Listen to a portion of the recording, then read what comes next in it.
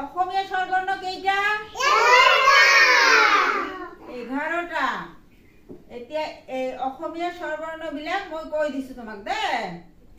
অ আ হস্য ই দীৰ্ঘ ই। অ আ হস্য ই দীৰ্ঘ ই। হস্য দীৰ্ঘ ৰি।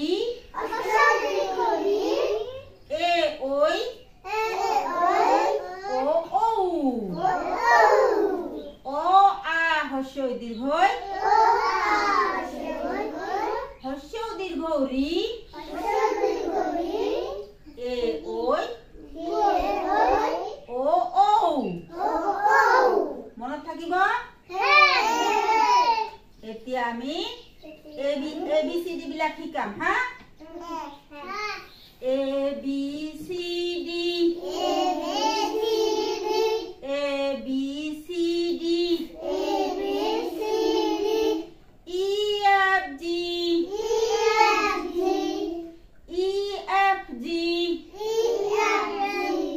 H I J K. L M. N O. P Q. R S T. Are S T. জোরে কোৱা, জোরে জোরে ক'ব লাগিব। R S T. U V W. X Y Z. জোরে জোরে কোন দে। A B C D. E F G. H I J K. L M. N O. P Q. R S T. U V W. X Y Z. মনত থাকিব?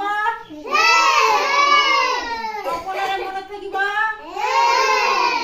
Very good, তালি দিয়া। তেনেহলে সদায় স্কুলত আহিব লাগিব দে।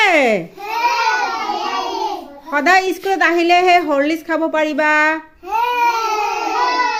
তাৰপিছত খিচিৰি খাব পাৰিবা, পায়স খাব পাৰিবা। বহুত খেলৰ বস্তু আছে, খেলিব পাৰিবা, হয়নে নহয়? হৰলিক্স ভাল লাগে নে বেয়া লাগে? ভাল লাগে। আৰু এইজনী আমাৰ সহায়িকা বাইদেউ। কোৱা নাম কোৱা, তোমাৰ নাম কি? নমস্কাৰ, মোৰ নাম মৌচুম বেদী। আমাৰ স্কুলৰ নামটো কোৱা। কি আমাৰ স্কুলৰ নাম কোৱা? 167 নং টৌৰাবান্ধা বিদ্যালয়।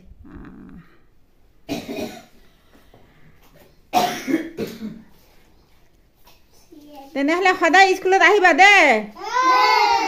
আৰু এ বি চি ডি আলফাবেট বিলাক সকলোৱে ক'ব লাগিব।